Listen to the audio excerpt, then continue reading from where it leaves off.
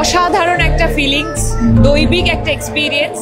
তার চেয়েও বড় পাওনা এই মণ্ডপে, কেন্দুয়ার মণ্ডপে এসে, সেটা হচ্ছে যে ভীষণ ভীষণ গর্বিত অনুভব করছি যে আমরা বাংলায় থেকে এত কম রিসোর্সেসের মধ্যেও এত অনবদ্য কিছু আর্ট ক্রিয়েট করতে পারি।